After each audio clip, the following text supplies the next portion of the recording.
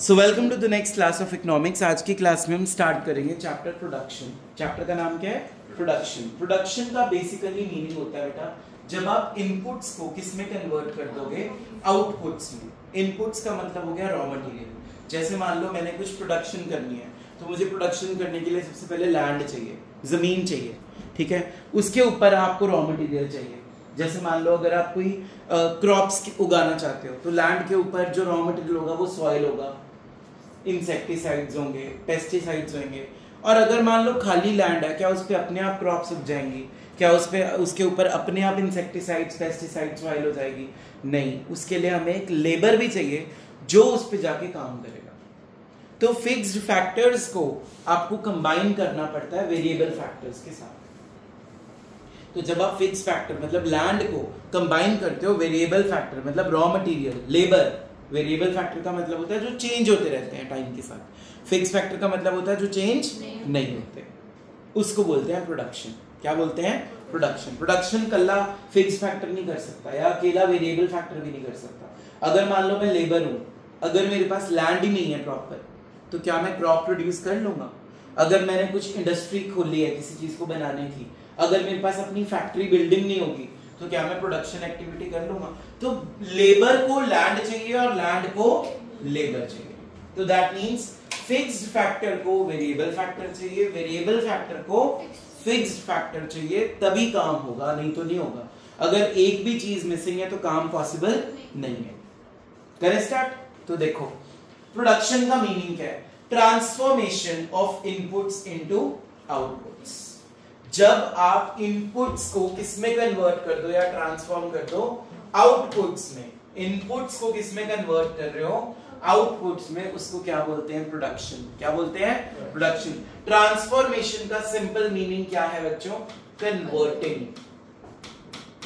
तो जब हम इनपुट्स को आउटपुट्स में कन्वर्ट करते हैं, ट्रांसफॉर्म करते हैं, उसको हम प्रोडक्शन बोलते हैं। चले आगे। By using the 4 factors of production. Last introduction class में भी मैंने आपको 4 फैक्टर्स समझाए थे। पहला बोलो लैंड, अगला लेबर, अगला कैपिटल और अगला एंटरप्रेन्योरशिप। ठीक है। लैंड के बदले में क्या मिलता है? रेंट। लेबर के बदले में वेजेस। कैपिटल के बदले में इंटरेस्ट। और एंटरप्रेन्योर को क्या मिलते हैं? Profits, residual profits. यहां तक कोई दिक्कत? चले आगे। अब बारी है प्रोडक्शन फंक्शन की। What is production functional? It is the functional और technological relationship. कौन सा? Functional और technological relationship between inputs and outputs. मतलब अगर मान लो मेरी एक लैंड है, उस पे मैंने 10 लेबर लगाई, तो मुझे 100 kgs ऑफ वेट मिला। अगर एक लैंड पे मैंने 20 लेबर लगाई, उससे मुझे 150 kg का वेट मिला। तो मतलब जो इनपुट और आउटपुट में रिलेशनशिप है ना, उसको बोलते हैं प्रोडक्शन फंक्शन। समझ में आ गया? कितनी लेबर, कितनी लैंड, कितनी कैपिटल लगाने के बाद आपको कितनी आउटपुट मिल रही है, उन दोनों के रिलेशनशिप को हम बोलते हैं फंक्शनल रिलेशनशिप। कौन सा बोलते हैं? और अगर आपने फंक्शनल वर्ड नहीं बोलना, तो आप इसको लिख सकते हो टेक्नोलॉजिकल रिलेशनशिप। तो दोनों वर्ड लिख सकते हो, फंक्शनल या फिर technological relationship between the two things, that is inputs and the outputs. ठीक है। तो what is production function? बोलो मेरे साथ। functional और technological relationship between inputs and outputs. What is OX? X is your commodity जो तुम प्रोड्यूस कर रहे हो। O का मतलब है output। O का मतलब क्या है? is the function of functional relationship of I1, I2, I3, IN. I1 means input 1, input 2, input 3 and so on. N number of items. ठीक है, समझ आ गया? इसको आपने लर्न नहीं करना, बस इसको आपको लिखना आना चाहिए। तो आप लिख सकते हो OX is the function of inputs. O means output, X means जो आप बना रहे हो, wheat, rice, जो भी आप बना रहे हो, और ये सारे हमारे क्या बन जाएंगे? इनपुट्स। इनपुट्स के लिए लैंड चाहिए, लेबर चाहिए, कैपिटल चाहिए, एंटरप्रेन्योर चाहिए, रॉ मटेरियल चाहिए, ये सारे मेरे इनपुट्स हैं। मशीन चाहिए। समझ गए कि नहीं समझे? तो अभी तक हमने क्या पढ़ा है? प्रोडक्शन का मतलब क्या होता है? ट्रांसफॉर्मेशन। प्रोडक्शन का मतलब क्या होता है? जब आप इनपुट्स को किस में कन्वर्ट करते हो? आउटपुट्स में, उसको बोलते हैं प्रोडक्शन। यहां तक कोई दिक्कत? पहली लाइन क्लियर होगी चैप्टर की? ट्रांसफॉर्मेशन या कन्वर्टिंग दोनों में वर्ड्स आप इंटरचेंजेबली यूज कर सकते हो। तो जब आप अपने इनपुट्स को किस में कन्वर्ट करते हो? आउटपुट्स में। 4 फैक्टर्स ऑफ प्रोडक्शन को यूज करके उसको हम बोलते हैं प्रोडक्शन। 4 फैक्टर्स कौन से बोलो? Land, speak out. Land, labour, capital, entrepreneur. Land के बदले में, लेबर के बदले में, कैपिटल पे इंटरेस्ट, एंड एंटरप्रेन्योर को क्या मिलेंगे? Profits, residual profits. ठीक है। अगर मैं क्वेश्चन पूछ लूं what is production function? It is the functional और the technological, it is the functional और द टेक्नोलॉजिकल रिलेशनशिप। बोलो दोबारा, इट इज द फंक्शनल और the technological relationship between inputs and the outputs is called production function. O stands for output, X stands for the commodity, and I stands for input. 1 2 3 stands for number of inputs. Clear है यहाँ तक? चले आगे। एकम समझ आ रहा है? चलो अगला टॉपिक जो हमारा है that is time period and factors. देखो टाइम पीरियड होता है शॉर्ट टाइम, लॉन्ग टाइम, और फैक्टर्स होते हैं हमारे पास 2।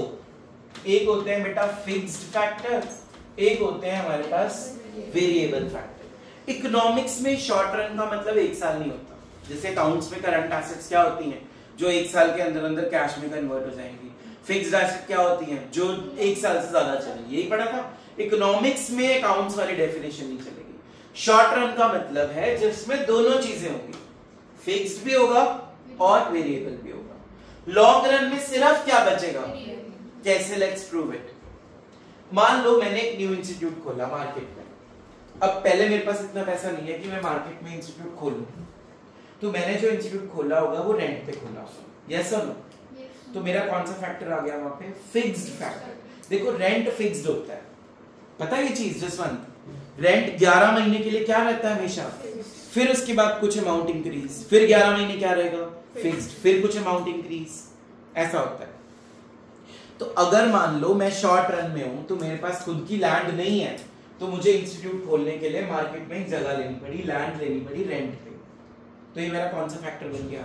Fix factor. फिक्स कॉस्ट आ गई। मुझे हर महीने क्या देना है? रेंट। चाहे मेरे पास उस महीने फीस अर्न हुई हो चाहे नहीं हुई हो, लेकिन मेरे को अपने लैंडलॉर्ड को रेंट देना पड़ेगा। ये मेरा कौन सा फैक्टर हो गया? फिक्स्ड फैक्टर, जिसके लिए मुझे फिक्स्ड कॉस्ट इंकर करनी ही पड़ेगी। अब वेरिएबल फैक्टर क्या होगा? मेरी स्टेशनरी, मेरी इलेक्ट्रिक बोर्ड की जो कॉस्ट है, वो जो बिल आता है इलेक्ट्रिसिटी का, वो एसी चल रहा है उसका बिल आ रहा है, पानी यूज हो रहा है उसका बिल आ रहा है, ठीक है, पेपर प्रिंट हो रहे हैं, प्रिंटर में इंक डल रही है, ये मेरी कौन सी कॉस्ट है? Variable cost. क्यों? क्योंकि ये चेंज होती रहती है। क्या मेरा इलेक्ट्रिसिटी का बिल हमेशा सेम आता है? नहीं। जिस महीने यूजेज ज्यादा होगी उस महीने बिल ज्यादा आएगा। जिस महीने बच्चे पढ़ने ही नहीं आए, एसी चला ही नहीं, छुट्टियां कर दी मैंने 1 महीने की, समर वेकेशंस या विंटर वेकेशंस, तो मेरा इलेक्ट्रिसिटी का बिल उस टाइम पीरियड के लिए क्या हो जाएगा? कम। तो कॉस्ट चेंज हुई ना। ये कौन सी कॉस्ट की बात कर रहे हैं? Variable cost. समझ में आया? अगर +1 के मान लो 2 बैच है, तो दिव्या मैम अलग पढ़ा रहे हैं, मैं अलग पढ़ा रहा हूं, तो उनका खर्चा अलग होगा, मेरा खर्चा अलग होगा। दैट मीन्स जब आउटपुट ज्यादा होगी, बच्चे ज्यादा पढ़ रहे हैं, तो हमारा वेरिएबल कॉस्ट भी क्या हो जाएगी? ज्यादा हो जाएगी। पर मेरा रेंट जो है वो क्या रहेगा? चाहे मैं उसमें 1 बच्चा पढ़ाऊं चाहे 1000 बच्चे पढ़ाऊं, मुझे रेंट क्या देना पड़ेगा? सेम। तो अब पहले फिक्स्ड और वेरिएबल का फर्क पता लगा। फिक्स्ड मतलब जो क्या रहेगी चीज?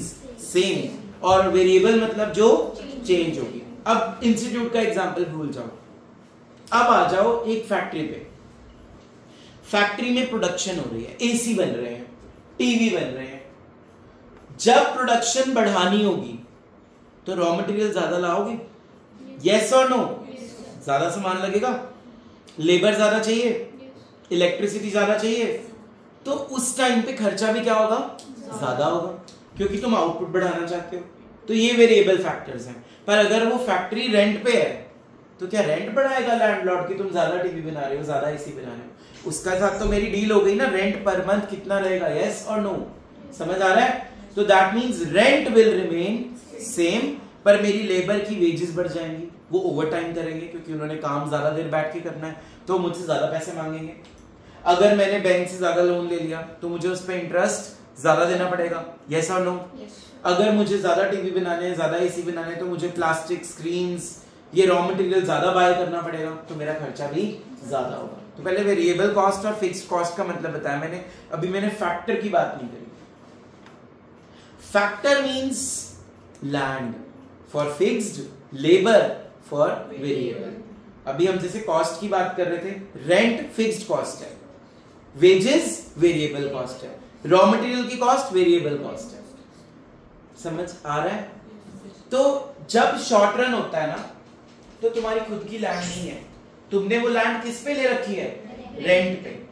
तो दैट मींस शॉर्ट रन में तुम्हारे पास दो फैक्टर्स होंगे काम करने के लिए, एक फिक्स फैक्टर होगा, एक वेरिएबल फैक्टर होगा। फिक्स नहीं होगा तो भी काम नहीं होगा, वेरिएबल नहीं होगा तो भी काम नहीं होगा, मतलब दोनों करने के लिए काम चाहिए। अब मैं क्या बना रहा था? एसी बना रहा था। मुझे जसमीत कौर का फोन आया, मुझे कल तक 1000 टीवी दे दो, 1000 एसी बना के दे दो। क्या मैं ओवरनाइट अपनी प्रोडक्शन बढ़ा सकता हूँ? एक रात में अगर मान लो मैं अपनी तरफ से जितनी मर्जी एफर्ट्स डाल लूं, अगर मैं भी काम पे लग जाऊं, क्या मैं 1000 टीवी एक रात में बना दूंगा? नहीं बनेंगे ना। तो शॉर्ट टाइम में आप प्रोडक्शन को इंक्रीज बहुत ज्यादा लेवल तक नहीं कर सकते। थोड़ी बहुत 50 टीवी मांगे, चलो बना दिए, पूरी रात जाग के हमने काम कर दिया। 10 टीवी मांगे, हमने बना दिए। पर 1000 मांग रही है वो, क्या हम 1000 टीवी रातों रात बना देंगे? नहीं। हो सकता है मुझे प्रोडक्शन ज्यादा करने के लिए न्यू लैंड चाहिए, क्या मैं रातों रात न्यू लैंड खरीद लूंगा? क्या मैं रातों रात न्यू मशीन्स इंस्टॉल करा लूंगा? क्या मैं रातों रात और लेबर ले आऊंगा मेरी फैक्ट्री में काम करो भाई? तो शॉर्ट रन में हम प्रोडक्शन को ज्यादा इंक्रीज, पर अब सोचो लॉन्ग रन में बढ़ सकती है। लॉन्ग रन में मेरे पास पैसा आ गया बहुत, अब मेरे को लैंड रेंट पे लेने की जरूरत नहीं है। अब मेरा इंस्टीट्यूट खुद का होगा, मैंने वो खुद परचेज कर लिया होगा, तो मैं कौन से पीरियड में पहुंच गया हूं? अब बताओ, क्या मुझे रेंट देना पड़ रहा है? मेरा खुद का लैंड है, अब क्या मुझे रेंट देना पड़ रहा है? तो लॉन्ग रन में फिक्स फैक्टर नहीं होता, सिर्फ क्या बचता है? Variable factor. अब जैसे मेरा इंस्टीट्यूट खुद का है, तो मैं कौन से रन में हूं? लॉन्ग रन में। मुझे कोई रेंट पे करने की जरूरत नहीं है। समझ में आ रहा है कि नहीं आ रहा? तो शॉर्ट रन में रेंट देना था, लॉन्ग रन में रेंट नहीं देना। दैट मींस शॉर्ट रन में फिक्स फैक्टर होता है और वेरिएबल तो होता है, labour is a variable factor. लेकिन लॉन्ग रन में सिर्फ क्या रह जाएगी? Labour, that is variable factor, raw material. अब मेरी लैंड खुद की है, अब मुझे कोई भी रेंट देने की जरूरत नहीं है। क्लियर है? तो अकाउंट्स वाला शॉर्ट रन लॉन्ग रन यहां पे नहीं चलेगा। शॉर्ट रन में आपके पास दो फैक्टर्स हैं, कौन से?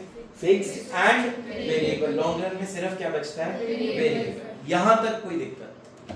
ठीक है, तो हमने 4 टॉपिक्स पढ़ लिए इसमें, short run, long run, fix factor and variable factor. चले आगे।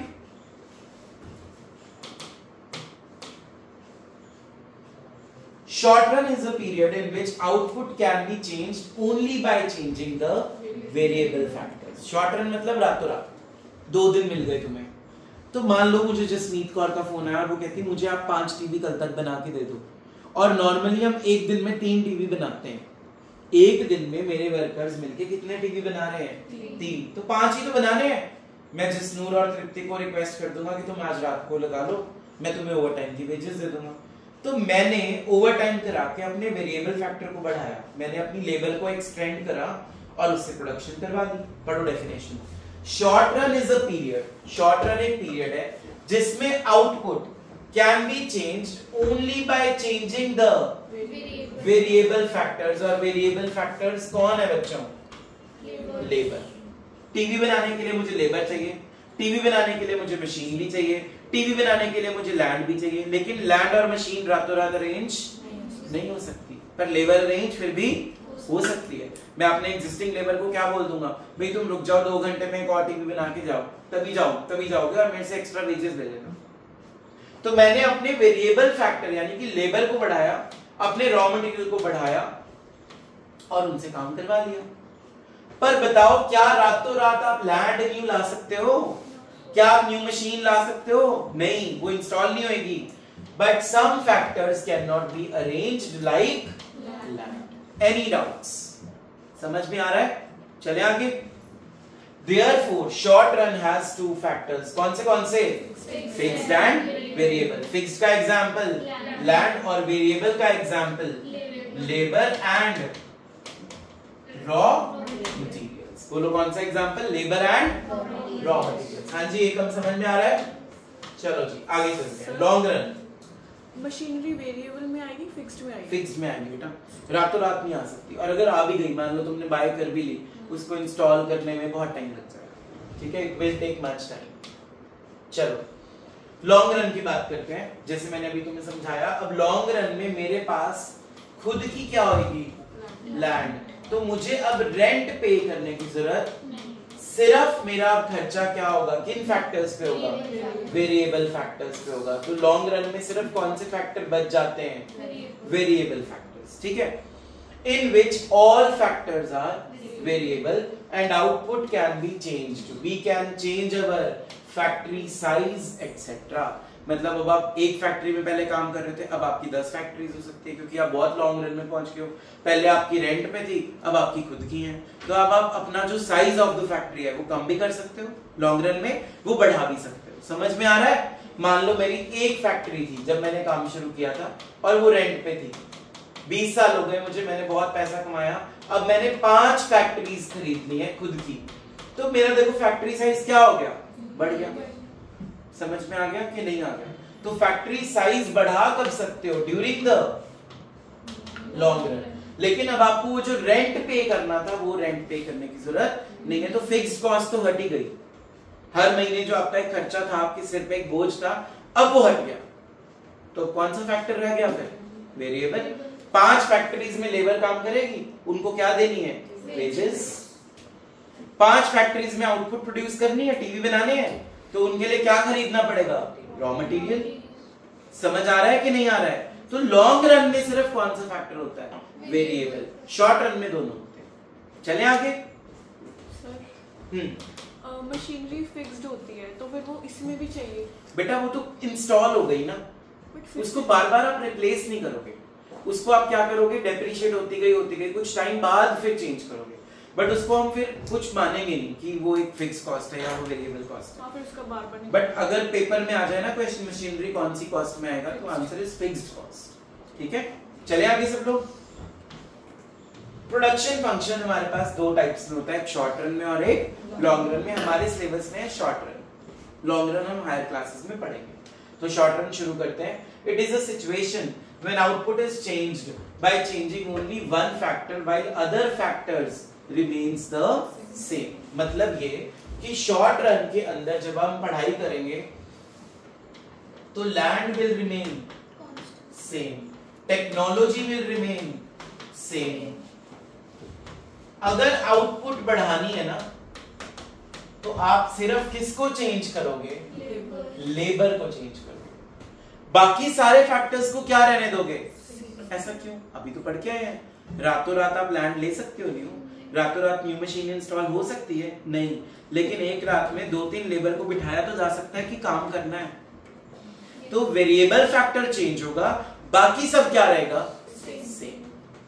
लैंड क्या रहेगी रातों रात, सेम। मशीन भी क्या रहेगी, सेम। सिर्फ क्या चेंज हो सकती है, लेबर या रॉ मटेरियल। यस और नो? तो वेरिएबल फैक्टर चेंज होगा, fix factors will remain same. This is the short run period. चले आगे, चलो आगे चलते हैं। फिर उसके बाद मैंने आपको एक टॉपिक पढ़ाई दिया था, total product, marginal product and average product. एक एग्जांपल देखो, मान लो मेरी फैक्ट्री के अंदर 10 लेबर है, 10 लेबर ने मिलके 100 टीवी बनाए। 10 लेबर ने मिलके कितने टीवी बनाए, 100 टीवी बनाए। ठीक है, तो 100 टीवी क्या बन गया मेरा, टोटल प्रोडक्ट। क्या बन गया मेरा, टोटल प्रोडक्ट। अच्छा, अगर 10 लोगों ने मिलके 100 टीवी बनाए हैं, जस्ट वन, तो एक लेबर ने बेटा कितने टीवी बनाए होंगे, 10। कैसे निकाला, 100 को 10 से क्या कर दिया, डिवाइड, मतलब टीपी अपॉन लेबर। क्या फॉर्मूला बन गया एपी का, टीपी अपॉन पर यूनिट ऑफ आउटपुट। एपी का मतलब क्या है, पर यूनिट ऑफ आउटपुट। यहां तक समझ आ गया? चलो, अगर मान लो 10 लोगों ने मिलके 100 टीवी बनाए थे, मैंने उस पे 11वां वर्कर भी भेज दिया। कितना वर्कर भेजा, 11 वर्कर भेजा। अब 110 टीवी बन गए। जब 11वां वर्कर ऐड हुआ तो कितने टीपी बन गए टोटल? 110। तो what is the marginal product? कैसे निकाला तुमने? फॉर्मूला बोलो। Change in TP upon change in labour. TP में कितने से चेंज हुआ? 10। लेबर में कितने से चेंज हुआ? 1। so 10 divided by 1 10। यहां तक समझ आ गया? यस और नो? तो अगर हम इसको डिफाइन करें, अगर हम इसको डिफाइन करेंगे प्रॉपर्ली, तो what will be the definition of total product?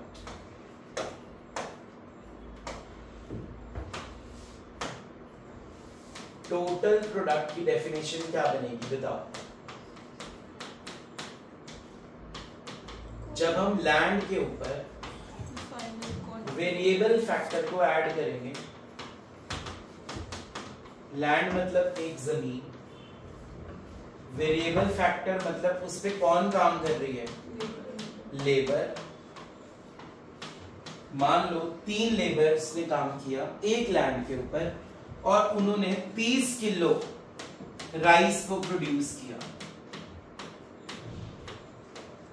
तो इसका आंसर क्या आ गया? ये क्या बन गया मेरा? Total product. क्या बन गया मेरा? ये टोटल प्रोडक्ट। तो production done by all the workers या all the labourers on what? On a land नहीं बोलना, क्या बोलना है? Fixed factor is called total production. यहां तक क्लियर हो गया? अगर इन 3 लोगों ने मिलके 30 किलो राइस बनाया है तो एक लेबर की कितनी मेहनत हुई? 30 kgs। अगर 3 लोगों ने मिलके बनाया है तो एक लेबर ने कितना राइस प्रोड्यूस किया होगा? 10 kgs। समझ में आया?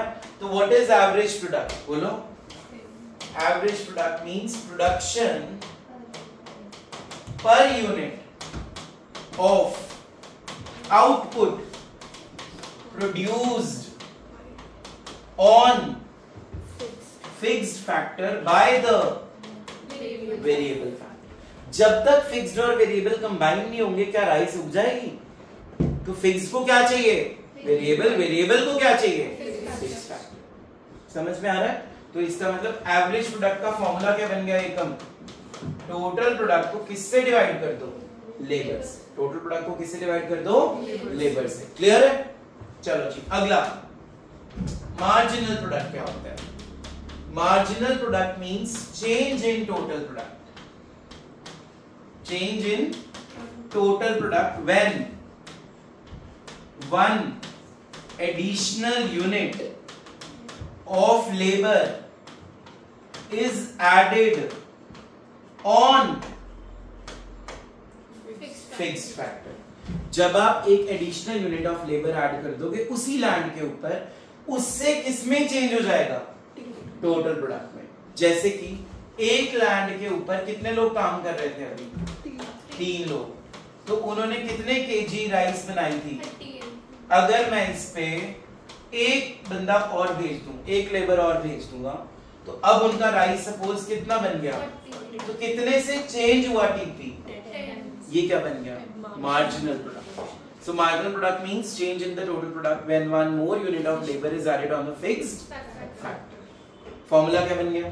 Change in TP upon change in labour. एक और नकली फॉर्मूला भी है इसका जो तुम करते हो न्यूमेरिकल्स में, MP is equals to TPN minus. तुम्हें देखो मार्जिनल वर्ड जब भी आता है हर चैप्टर में डेफिनेशन क्या है? सेम। फॉर्मूला भी क्या है? सेम। याद करो पहला हमने पढ़ा था marginal utility, the utility derived from consuming last unit of the commodity और additional unit of the commodity. उसका हमने फॉर्मूला लिखा था MU is equals to PUN minus 1। ठीक है? उसके बाद हमने कॉन्सेप्ट पढ़ा डिमांड इलास्टिसिटी, उसमें इसकी बात नहीं हुई। अब हम पढ़ रहे हैं प्रोडक्शन, तो इसमें बात हो रही है। तो मार्जिनल प्रोडक्ट क्या बन जाएगा बोलो? Change in total production when one more unit of labour is added on the fixed piece of land या फिक्स्ड फैक्टर। क्लियर? चले वापस पीडीएफ पे।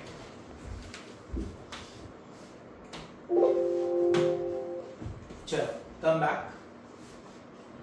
तो यहां से पढ़ते हैं पहले टोटल प्रोडक्ट को क्या लिखा है मैंने। It means the total quantity of goods produced by a firm during a given period of time with given number of inputs. जितने लोग मिलके अपने इनपुट्स को यूज करेंगे उससे जो वो प्रोडक्शन करेंगे उसको हम क्या बोलेंगे, टोटल प्रोडक्ट। एग्जांपल 10 लेबर ने मिलके कितनी चॉकलेट्स बनाई है, 100 चॉकलेट्स बनाई है, तो ये टोटल प्रोडक्ट हो गया।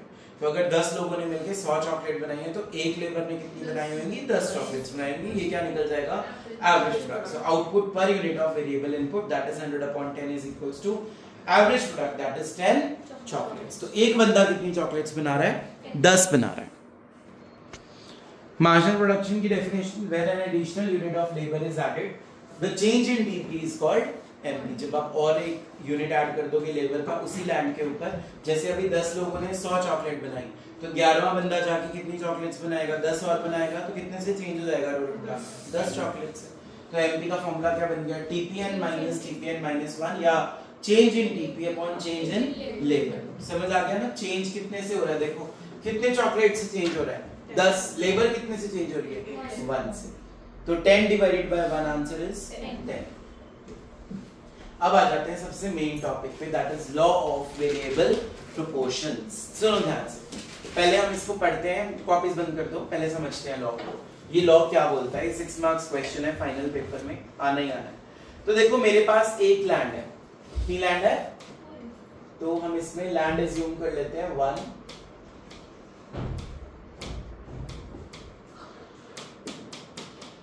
Land will always remain what, constant, same रहेगी।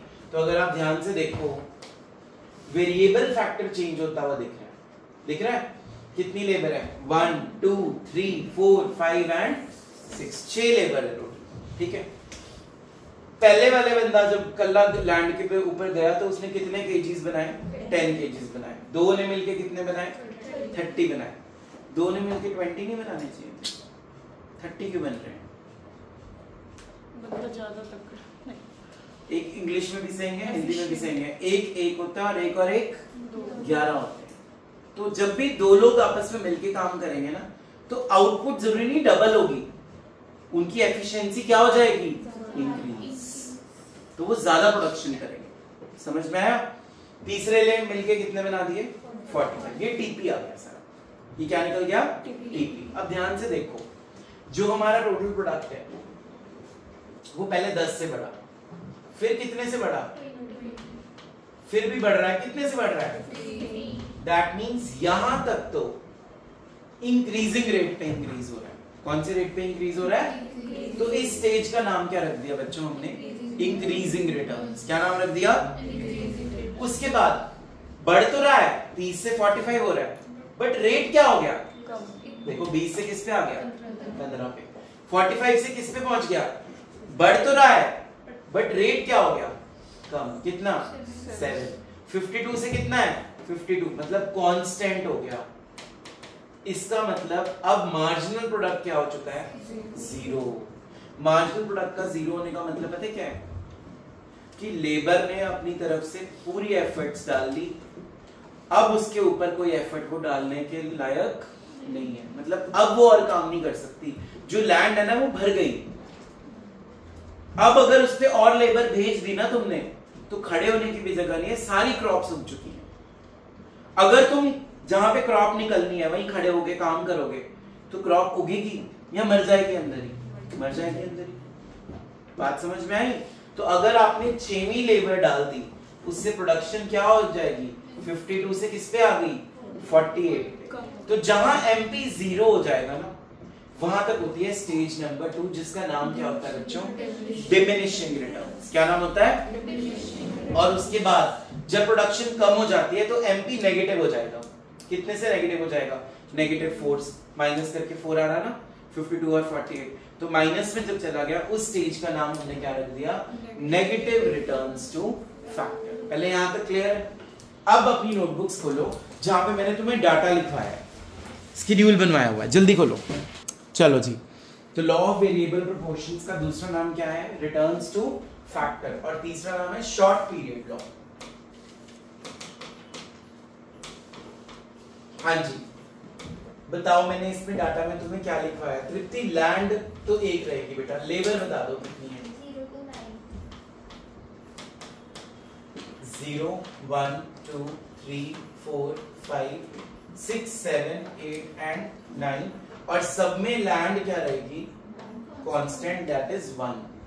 तो मैं बार बार 1 नहीं लिख रहा, एक बार 1 लिख दिया। ठीक है तृप्ति? हाँ जी, टीपी बता दो।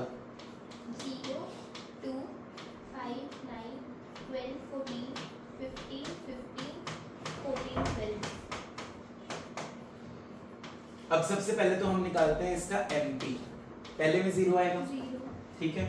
2 minus 0, 2, 3, 5 minus 2, 3, 5 minus 4, 9 minus 5, 4, 12 minus 9, 3, 14 minus 12, 2, 15 minus 14, 15 minus 15, 0, 14 minus 15, -1, 12 minus 14। -2, ठीक है, तो एमपी देखो, अगर ध्यान से देखो, यहां तक तो इंक्रीजिंग रेट पे जा रहा है। पहले 2 से बढ़ा, फिर 3 से बढ़ा, फिर 4 से बढ़ा, बढ़ता हुआ रेट है ना।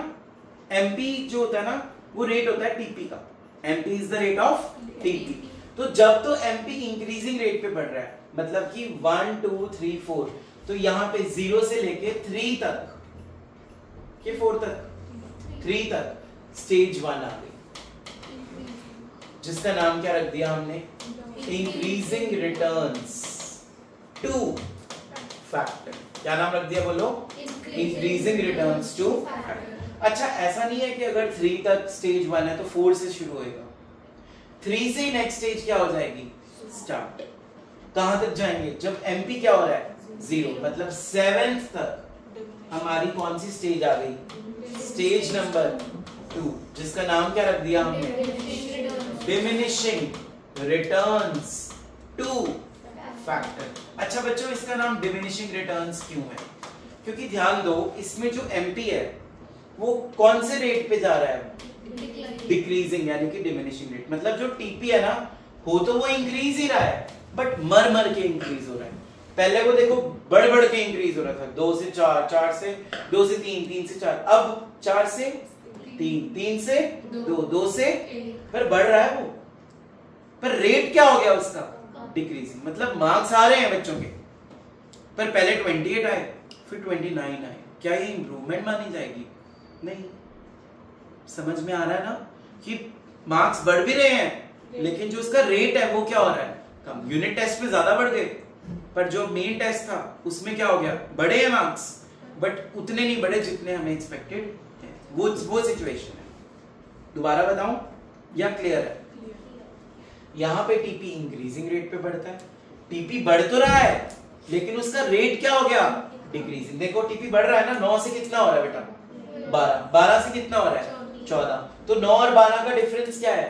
3। 14 और 12 का डिफरेंस क्या है? 2। तो बढ़ रहा है, लेकिन रेट क्या हो रहा है? डिमिनिशिंग। क्लियर है? उसके बाद एक टाइम ऐसा आएगा जब वहां पे लैंड पूरी क्या हो चुकी है? भर गई लैंड। अब उसके ऊपर और प्रोडक्शन पॉसिबल नहीं है, तब एमपी क्या हो जाएगा? इसका मतलब क्या है कि लेबर अपनी तरफ से पूरी एफर्ट्स डाल चुकी। ये वो सिचुएशन है कि फाइनल एग्जाम से एक दिन पहले जितनी तैयारी करनी थी भाई, अब हमने कर ली, अब हमें पढ़ने को मत बोलो, नहीं तो हम भूल जाएंगे सब कुछ। कि जितना मैंने पढ़ना था मैंने पढ़ लिया, अब मैं रिवाइज नहीं करूंगा, मैंने 4 बार रिवाइज कर लिया सिलेबस। तो अब आपकी एफिशिएंसी पूरी कंप्लीट हो चुकी है। क्लियर है? अब क्या होगा? ज्यादा पढ़ी जा रहे हैं, पूरी रात जाग रहे हैं पेपर से एक दिन पहले, तो फिर पेपर में ब्लैंक आउट तो होंगे। पेपर से पहले कभी नहीं पढ़ना चाहिए, उससे पहले मेहनत करनी चाहिए पूरा साल। पेपर वाले दिन सिर्फ रिवीजन करनी चाहिए, फाइनल रिवीजन। ठीक है? तो ऐसे ही अगर तुम पूरी रात जागोगे और पेपर में अगर सो गए, तो मार्क्स बढ़ेंगे कि कम हो जाएंगे? कम हो जाएंगे। तो वैसे ही लेबर हमने 8वीं और 9वीं भी उसी लैंड पे डाल दी जहां पे प्रॉपर क्रॉप्स ग्रोन थी। वहां पे और क्रॉप्स उगने की कोई क्षमता, कोई कैपेसिटी नहीं है। तो प्रोडक्शन बढ़ने की बजाय 15 के बाद कितनी हो गई? 14 के बाद कितनी हो गई? 12। मतलब वो पूरी लैंड ओवर यूटिलाइज हो चुकी है। इसको हम इकोनॉमिक्स में बोलते हैं डिसगाइज्ड अनएम्प्लॉयमेंट। क्या बोलते हैं? अब डिसगाइज्ड अनएम्प्लॉयमेंट का पहले मतलब पता होना चाहिए तुम्हें। डिसगाइज्ड अनएम्प्लॉयमेंट होता है जहां पे इतने लोगों की जरूरत नहीं है जॉब करने की, बट फिर भी वहां पे हमें लोगों को जॉब दे रखी है। अब मान लो एक क्लास में 40 स्टूडेंट्स हैं, तो हमें अकाउंट्स का टीचर नॉर्मली एक चाहिए, पर अगर मान लो 40 स्टूडेंट्स में 3 टीचर्स रख लिए हमने, अकाउंट्स पढ़ाने आ रहे हैं, अलग अलग लेक्चर्स में, तो क्या उससे आउटपुट बढ़ेगी? नहीं बढ़ेगी। जहां एक टीचर का काम है, वहां पे अगर 3 टीचर्स एक ही सब्जेक्ट को पढ़ा रहे हैं, कोई बोलेगा मेरा मेथड बेटर है, कोई बोलेगा मेरा मेथड बेटर है, तो टीचर्स में ईगो क्लैशेस आएंगे, लड़ाइयां होंगी। दूसरा, प्रिंसिपल को महंगा पड़ेगा। कहां एक टीचर को सैलरी देनी है, यहाँ कितने टीचर्स को देनी पड़ रही है? 3। और स्टूडेंट्स क्या हो जाएंगे? कंफ्यूज। वो वाली मैम अच्छी है, वो वाली मैम अच्छी है, उनका मेथड इजी है या उनका मेथड इजी है। तो जहां पे आपको ये लगता है कि लोगों की और रिक्वायरमेंट नहीं है, लेकिन आप उनको रखी जा रहे हो, इस टाइप को क्या बोलते हैं? Disguised unemployment. क्या बोलते हैं? बोलो, डिस्गाइज्ड अनएम्प्लॉयमेंट। तो यही तो हुआ इस सिचुएशन में। एक लैंड के ऊपर हमने देखो 8वीं और 9वीं लेबर भी भेज दी जबरदस्ती, तो उससे प्रोडक्शन बढ़ी थोड़ी ना, क्या हो गई? तो हमारा एमपी क्या हो गया? तो जहां पे स्टेज 2 खत्म, वहीं से स्टेज 3 क्या हो जाएगी? और स्टेज 3 का नाम क्या रखना? Negative returns. क्या नाम है? बोलो, negative returns two factor. Clear है यहां तक? तो 3 स्टेजेस में हमने इस लॉ को डिवाइड करा है। बोलो, स्टेज नंबर 1 का नाम इंक्रीजिंग रिटर्न, स्टेज नंबर 2 का नाम डिमिनिशिंग रिटर्न, स्टेज नंबर 3 का नाम नेगेटिव रिटर्न्स। क्लियर है यहां तक? चलो, अब मुझे बताओ, जब पहली स्टेज है हमारी, पहली स्टेज का नाम क्या था? Increasing returns. इंक्रीजिंग रिटर्न्स के अंदर बच्चों जो टोटल प्रोडक्ट है वो इंक्रीज कर रहा था कौन से रेट पे? इंक्रीजिंग रेट पे। TP increases at increasing rate. ऐसा क्यों? जब एक लैंड है, आशिमा बोर्ड पे देखो बेटा, एक लैंड के ऊपर हमने पहले 0 लेबर डाली, तो क्या कोई आउटपुट होगी? मैंने क्या कहा था? लैंड को लेबर चाहिए, लेबर को लैंड चाहिए। फिर एक लेबर डाली, फिर दूसरा बंदा गया, फिर तीसरा बंदा गया, तो आउटपुट बहुत अच्छी शुरू हो गई बननी। क्यों? क्योंकि लेबर को पता लगा कि लैंड कैसी है, उसकी फर्टिलिटी कैसी है, उसकी नेचर कैसी है, कितने टाइम बाद क्रॉप्स आनी शुरू हो जाती हैं। लेबर को ये बात समझनी पड़ेगी अपनी लैंड से, तो इनमें कोऑर्डिनेशन बहुत अच्छी हो जाएगी। कोऑर्डिनेशन अच्छी होने से एक दूसरे को जान पाएंगे जब ये, तो इनको बोलते हैं फैक्टर रेशियो। क्या बोलते हैं? आइडियल हो जाएगी फैक्टर रेशियो, मतलब एक प्रॉपर आइडियल में काम कर रहे हैं दोनों। तो आइडियल फैक्टर रेशियो जब होगी तो प्रोडक्शन एकदम से क्या हो जाती है? इंक्रीज। जैसे मैंने नया नया अकाउंटिंग इक्वेशन पढ़ाया था, तुम्हें अकाउंट से प्यार हो गया था, कितना इजी है, कितना मजा आ रहा है, याद है वो चीज? तुम अकाउंटिंग इक्वेशन ही करते रहते थे 1 महीने तक। तो स्टार्टिंग में हमेशा जब कोई नई चीज सीखने को मिलती है ना, या हम नया काम शुरू करते हैं, नया स्कूल ज्वाइन करते हैं, नया कॉलेज जाते हैं, नई जॉब पे जाते हैं, हमारा मन करता है वो करने का। तुम्हारा लेवल ऑफ प्रोडक्शन क्या होता है उस टाइम पे? इंक्रीज। तो TP increases at increasing rate. What about MP? MP is maximum. Check करते हैं, क्या स्टेज 1 में एमपी मैक्सिमम हुआ था? 0, 2, 3, 4, यहीं तक थी स्टेज 1।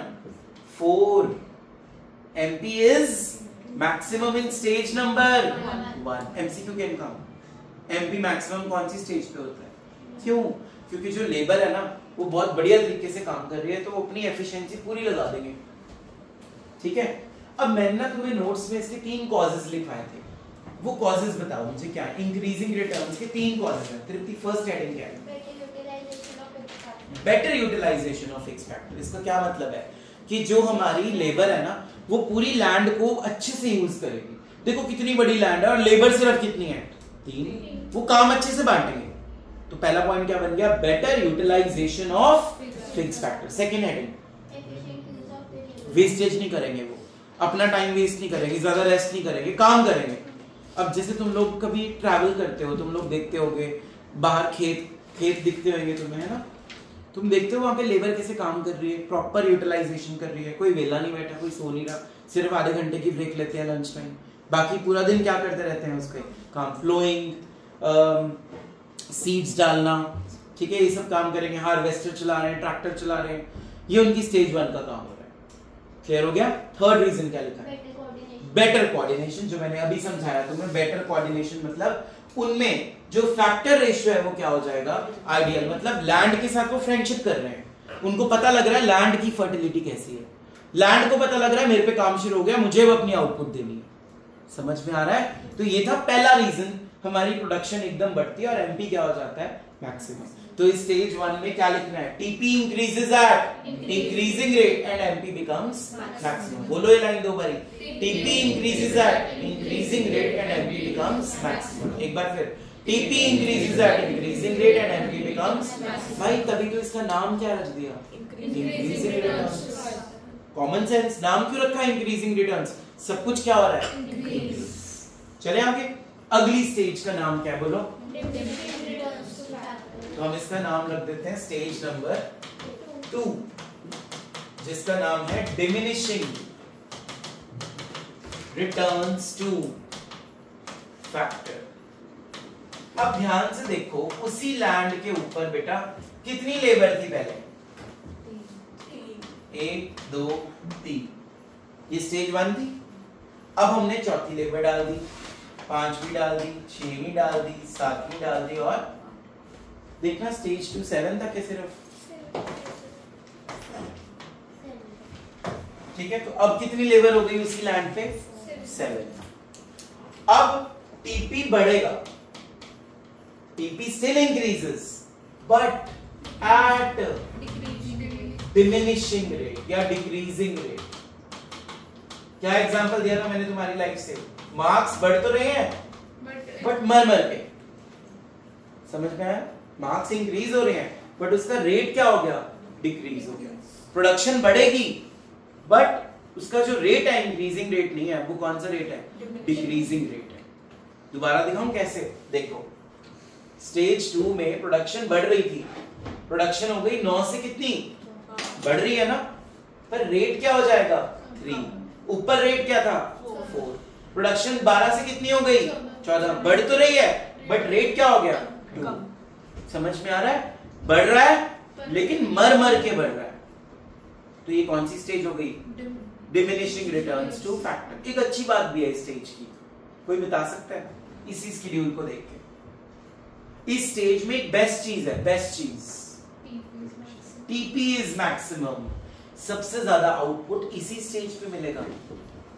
देखो स्टेज 1 को हम बेटर मान रहे थे ना, पर स्टेज 2 भी अच्छा है, बढ़ भी रहा है लेकिन कम कम कम कम बढ़ रहा है, पर मैक्सिमम आउटपुट हमें किस स्टेज में मिला, तो प्रोड्यूसर हो अब आप, तो आपको बेनिफिट स्टेज 1 में ज्यादा है या 2 में ज्यादा है, क्योंकि आपका प्रॉफिट मैक्सिमाइजेशन मोटिव है, ज्यादा बनाओगे तभी ज्यादा बेचोगे तभी ज्यादा प्रॉफिट आएगा।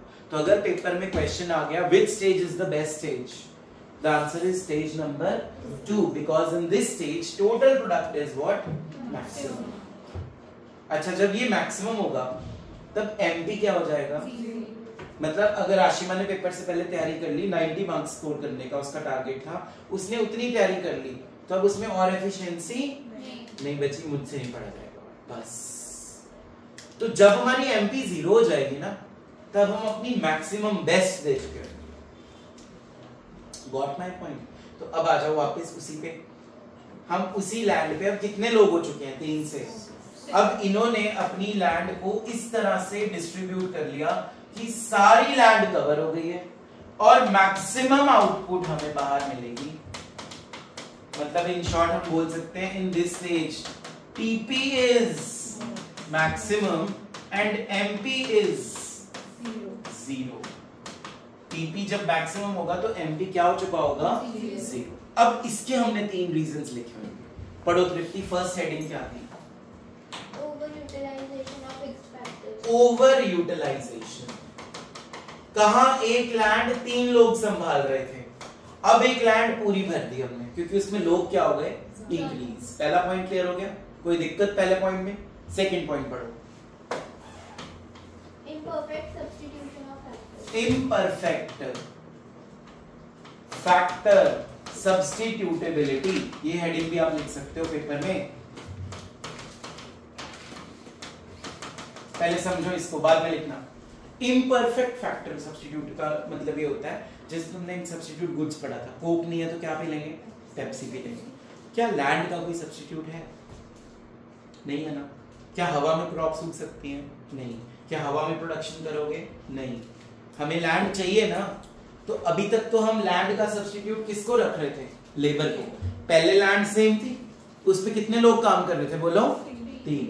अभी भी वही लैंड है, अब कितने लोग काम कर रहे हैं? मतलब land will remain same but labour is going to be increase. तो हमने अभी तक लैंड के ऊपर ना लेबर को सब्स्टिट्यूट मान के काम किया है कि लेबर बढ़ा देंगे काम हो जाएगा, लेबर बढ़ा देंगे काम हो जाएगा। पर अब लैंड पूरी भर चुकी है, तो तुम बताओ अब हमें न्यू लैंड चाहिए कि नहीं चाहिए? चाहिए ना। तो इसका मतलब इम्परफेक्ट सब्स्टिट्यूट है, लैंड का कोई और अब सब्स्टिट्यूट नहीं है। अब हमें अगर प्रोडक्शन बढ़ानी है 15 के बाद, 15 तक मैक्सिमम हुई थी ना शेड्यूल में, देखो टेबल देखो अपना, 15 के बाद अगर तुम चाहते हो कि प्रोडक्शन बढ़े तो उस लैंड पे काम करना बंद करके किस लैंड पे चले जाओ? लैंड नंबर 2 पे। तो वो तो शॉर्ट रन में पॉसिबल ही नहीं है। हमने क्या एज्यूम किया था शॉर्ट रन में कि हमारी लैंड क्या रहेगी? सेम। अब हमने क्या गलती कर दी? स्टेज 3 में पहुंच जाएंगे, ठीक है। स्टेज 3 में हमने 2 लेबर और डाल दी। मैं इसके ऊपर बाद में आऊंगा दोबारा स्टेज 2 पे। फिलहाल हम चल रहे हैं स्टेज 3 पे। स्टेज 3 में हमने एक लैंड के ऊपर ही 1 2 3 4 5 6 7 8 9 देखो वो लैंड के बीच में आ भी नहीं रहे प्रॉपर्ली, क्योंकि लैंड पूरी 7 लोगों ने भर दी थी। तो अब हमारी प्रोडक्शन टीपी विल डिक्रीज। 15 से कितनी हो रही है? चेक करो 14 से कितनी हो रही है? क्योंकि भाई जहां काम होना था वहां तो वो खड़े हैं आके। दूसरा, उनको वेजेस भी देनी पड़ेगी, खर्चा भी ज्यादा होगा और उतनी प्रोडक्शन भी नहीं होगी। अगर पेपर से एक दिन पहले पूरी रात तुम जागते रहोगे तो पेपर अच्छा होगा? नहीं होगा। ये तुम लोग मानते हो कि अच्छा होगा, तभी तुम कहते हो मार्क्स तो दिए नहीं उसने, क्योंकि तुमने लिखने में कोई प्रॉब्लम की हुई थी। तो ऐसे ही एक लेबर जितनी अपनी एफिशिएंसी दिखा सकता था दिखा चुका था वो। अगर वो रात को रेस्ट लेता 8 घंटे का तो उसका पेपर ज्यादा अच्छा होता है एज कंपेयर टू जो पूरी रात जागते हैं, या फिर वो अगले दिन पेपर देने के बाद पूरा दिन सोते हैं, फिर उनका अगला पेपर भी अफेक्ट होता है उससे। तो इसीलिए बोलते हैं कि पेपर वाले दिन इतना स्ट्रेस मत लो, स्ट्रेस लेना तो पहले लो, पढ़ना है पहले। ऐसे ही अगर एक लैंड के ऊपर 7 लोगों का काम है, तुमने कितने भेज दिए? 9 लोग, तो टीपी बढ़ने की बजाय क्या हो जाएगा? कम। तो यहाँ पे एमपी क्या हो जाएगा? इसीलिए बच्चों इस स्टेज का नाम क्या पड़ गया? Negative returns two factor. पहले यहां तक समझ आया? थर्ड स्टेज इजी है ना, समझ आ गई। अब सेकंड पे वापस आते हैं। सेकंड का एक रीजन और पढ़ा होगा तृप्ति, वो क्या था बेटा? Poor coordination. Poor coordination between the factors. मतलब पहले ना 3 लोगों ने आइडियल फैक्टर रेशियो बना रखी थी, लेकिन अब सेकंड स्टेज में क्या हो गई? लैंड क्या हो गई? फुल हो गई। जितनी लैंड की आउटपुट है वो उतनी प्रोडक्शन करेगी ना। तुम चाहे जितनी मर्जी उसमें इंसेक्टिसाइड्स डाल लो, जितनी मर्जी उसमें पेस्टिसाइड डाल लो, उसकी भी एक लिमिट है, उसकी भी क्या है एक। तो अब कोऑर्डिनेशन क्या हो जाएगा? पुअर। पुअर मतलब वेरिएबल फैक्टर पूरा एक्सेस यूज हो गया। अब उस पे वेरिएबल डालोगे तो वो कौन सी स्टेज शुरू, मतलब यहां से आपकी कौन सी स्टेज शुरू हो गई? थर्ड। मैंने कहा था ना जहां सेकंड खत्म वहीं से थर्ड शुरू। तो poor coordination basic reason second का नहीं है, किसका है? थर्ड का। क्योंकि हमने इसमें कौन सी अनएम्प्लॉयमेंट कर दी थी?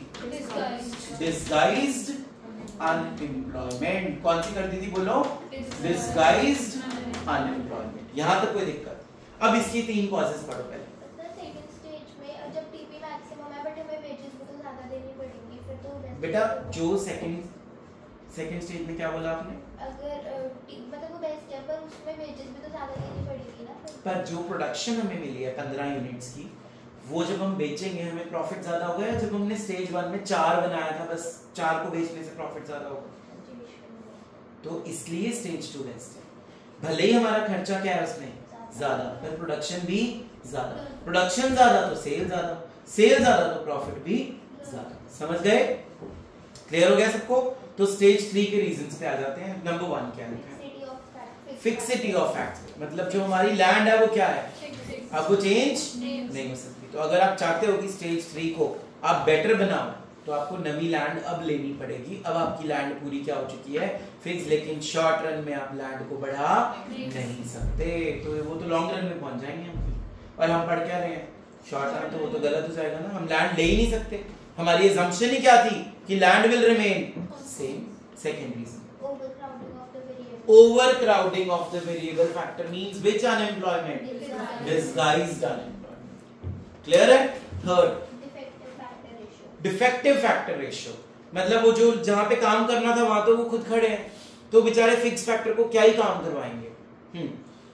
जो ये लेबर होएगी इनकी भी एफिशिएंसी हम फुल कम हो जाएगी बेटा, क्योंकि जितना इनको लैंड चाहिए उतना मिल ही नहीं पा रहा। जैसे मान ले जिस नूर में क्षमता है कि वो 100 एकर्स पे काम करेगी, तृप्ति में भी क्षमता है वो 100 एकर्स में, लेकिन अब युवराज भी आ गया उसी लैंड पे, अनुज भी आ गया, तो खुद सोचो ना क्या होगा, वो 100 एकर्स क्या हो गया, कम हो गया। तो जितना उनका आउटपुट वो दे पा रहे थे वो नहीं दे पाएंगे।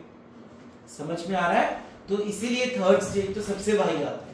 तो अगर आप चाहते हो कि आप एक प्रोड्यूसर बनो, आप किस पे काम करोगे, कौन सी स्टेज पे, ताकि प्रोडक्शन क्या हो सके ज्यादा और प्रॉफिट्स भी क्या होंगे फिर ज्यादा। This is law of variable proportions without diagram. अगर मैं अब इसके डायग्राम की बात करूं तो डायग्राम कैसे बनेगा इसका देखो बोर्ड पे सब लोग। सबसे पहले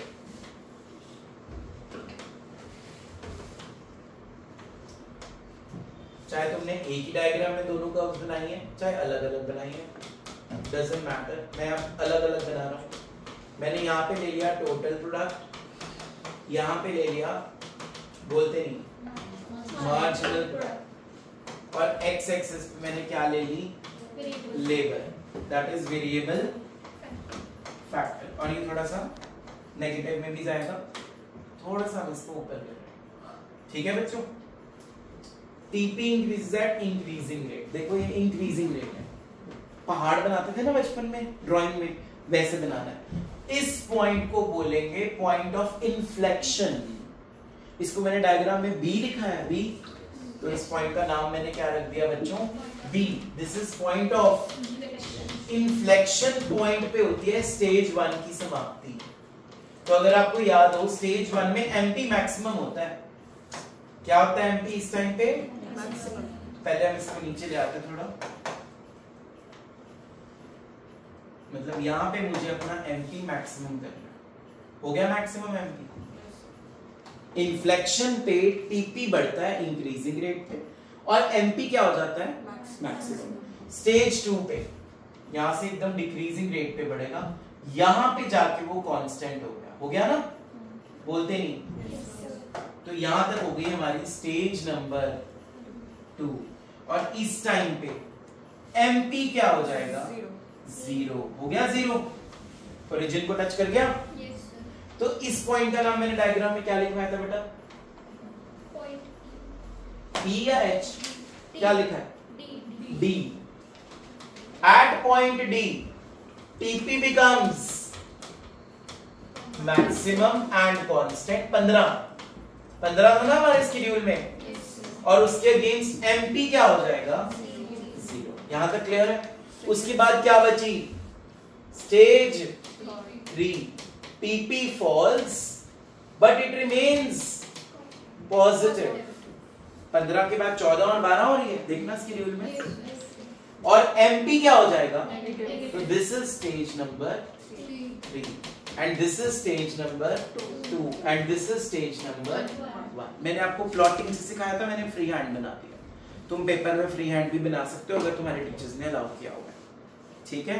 समझ में आ गया? लॉ ऑफ वेरिएबल प्रोपोर्शंस कितने मार्क्स में आना है, 6 मार्क्स क्वेश्चन आना है। 3 स्टेजेस, उनको प्रॉपर विद रीजंस एक्सप्लेन, उसके बाद ये डायग्राम की एक्सप्लेनेशन।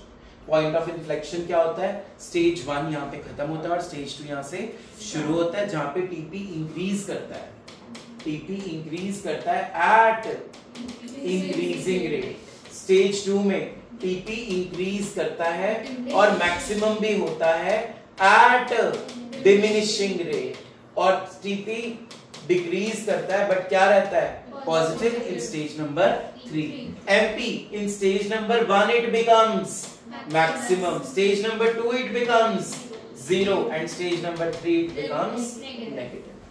तो अगर एक क्वेश्चन आ जाए पेपर में, relationship of TP and MP, relationship of TP and MP, क्या लिखोगे बोलो? Number 1, MP is the rate of TP. MP क्या होता है?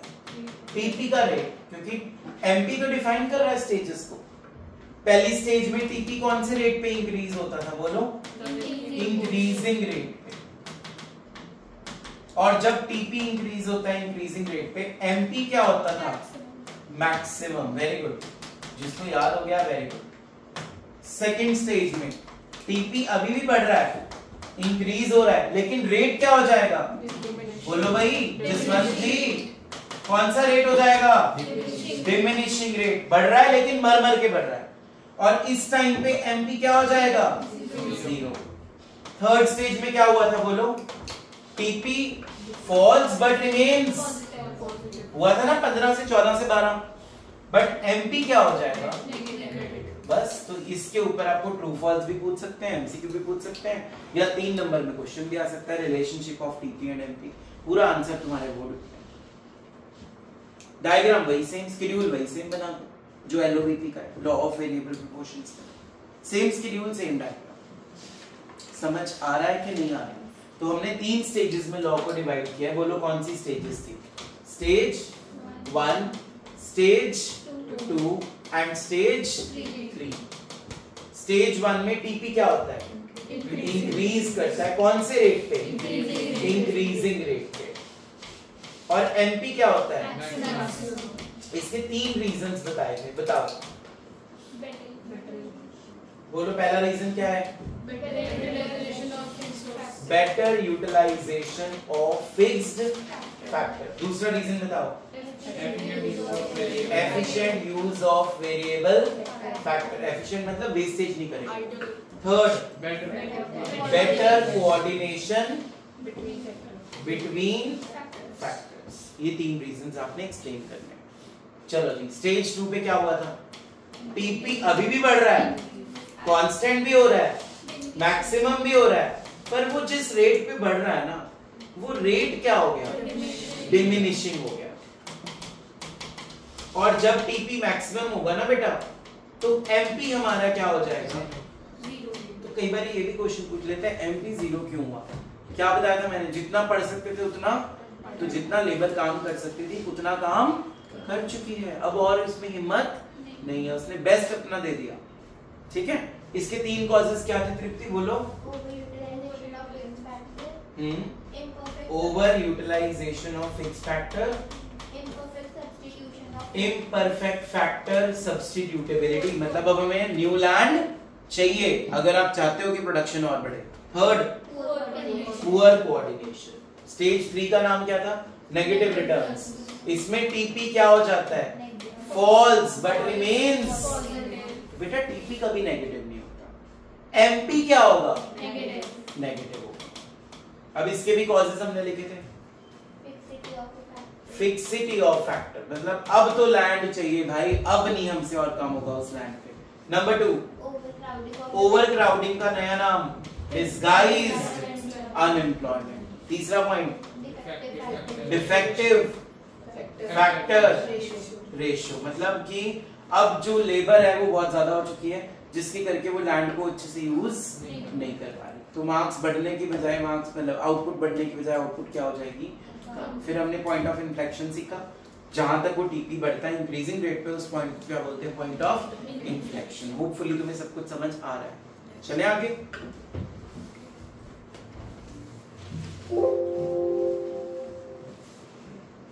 चलो जी, तो ये हमने कर लिया पूरा स्लाइड। स्टेज 1 2, स्टेज 2, स्टेज 3 मैंने एक्सप्लेन कर दी। उसके बाद assumptions, ये नहीं पढ़ाई मैंने।